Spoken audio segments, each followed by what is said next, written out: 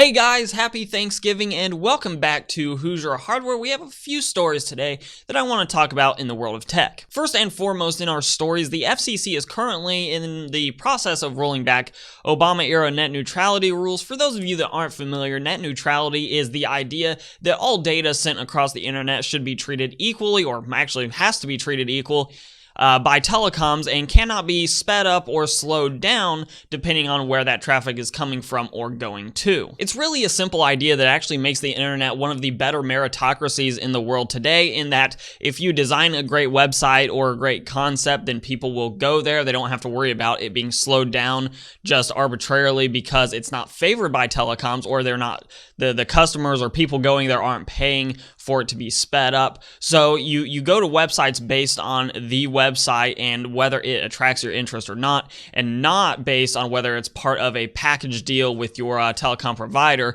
and it just has a faster load speed. For example, if Netflix struck a deal with AT&T and you were an AT&T subscriber, then Netflix might run faster than something like YouTube, and we don't really want that. We want all data to be treated equally, at least from my perspective as a content creator. But I don't know, maybe you think net neutrality is awful. However, all the polls show that the majority of Americans actually favor net neutrality. And if you are concerned about net neutrality rules being rolled back, then I'm going to go ahead and link this website that I have up on the screen right now. This is from the ACLU, and this is just a way of making a call to Congress. You simply input your phone number and click the make the call button. I would do this on a laptop or some, obviously something with a microphone, whether that be a tablet, laptop, or even a desktop computer like I have here. And it will use your phone number to call Congress, and you can make your displeasure known about the changes or the potential changes to net neutrality rules. It may not stop the vote from going through this December. I believe it's December 14th that the vote is actually taking place. But if you let your Congress people know that you strongly disagree with rolling back net neutrality, especially those of you that may be Republican voters, because it tends to be the Republicans that favor rolling back those rules, if you can convince them that maybe it's important enough to you to not vote for them in future elections, then that may be decent leverage to get Congress to act on net neutrality, which would be a workaround to the FCC. Obviously, if Congress can establish laws, then we don't have to worry about the FCC changing course every 4 to 8 years. Moving on to gaming news, we have EA's Battlefront 2, a great Star Wars game, or at least it should have been a great Star Wars game, but it's been plagued by, most of you probably already know this, microtransactions, which have since been removed completely from the game, at least temporarily. But legislators across the world, I saw some in Europe, I think it was Belgium maybe, that were calling the game out for potentially being a gambling issue. And now this is from Hawaii, and I'll just go ahead and play a little bit of this video from Hawaii legislators calling out EA's take on Star Wars and the potential gambling that could be going on in it. This was previously a business practice that was mostly seen in the mobile gaming market, your iPad, your iPod games. And now it's moved into the main event. This is a AAA title that's being released by the world's largest gaming studio. Some of you folks who are a little older may remember a character by the name of Joe Camel. He's not around anymore, and we didn't allow Joe Camel to encourage your kids to smoke cigarettes. And we shouldn't allow Star Wars to encourage your kids to gamble. Now, I firmly believe that EA knew what they were doing when they were putting these microtransactions into Star Wars. I think they were trying to get people to spend a little bit more money on the game. And I think they knew there would be some level of backlash, but I don't think they anticipated the backlash to be quite this strong. You see, the last thing game companies like EA and other companies that are putting microtransactions into games, one is for those microtransactions to be legislated out of the sub-21 crowd. You see, you want kids to be able to make these microtransactions themselves. Obviously, if they have to go through a parent, the parent may be less willing, especially if it's the parent's money. The parent's gonna be less willing to just shell out $5 for a skin that they see no benefit to, and especially if it's just a cosmetic thing.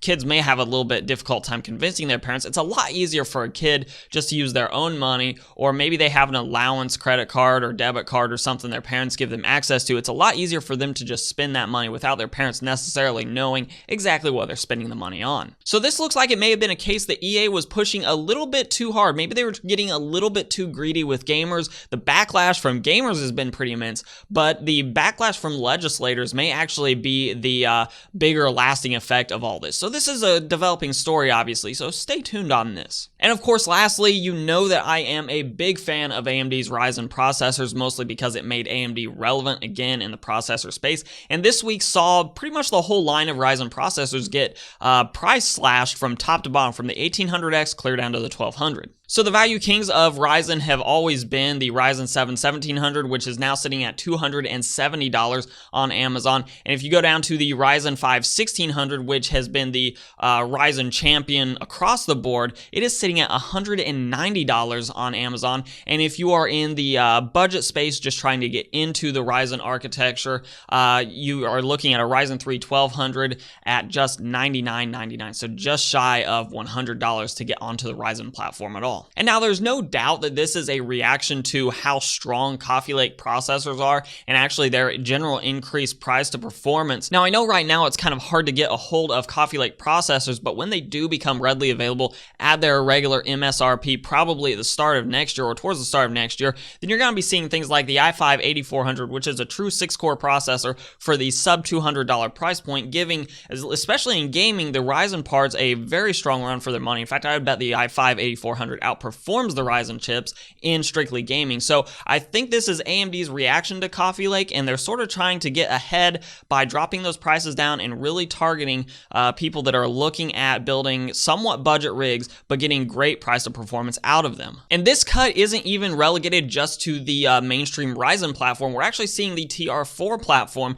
that'd be the Threadripper platform, actually getting a large price cut as well. The 1950X was originally $1,000. It is now just $800, and you can get onto the TR4 platform. I think I just hit the microphone there. And you can get onto the TR4 platform for just $450 with the 1900X right now. And that's down from the $550 price point. Now, I'm not 100% sure if these price cuts are completely permanent. So if you are considering Ryzen, you may want to go ahead and hop on these price cuts while you can. Also, if you're planning on building a computer for a friend or family member for Christmas, now is the time to start acquiring parts, since we're now sort of getting into that shopping season. And the processor and platform would be a great place to start. As always, relevant links will be in the description down below, from the ACLU to the Star Wars Battlefront story, and of course the Ryzen Threadripper and regular Ryzen mainstream processor links to Amazon if you're willing or wanting to buy those. Those will all be down below in the description.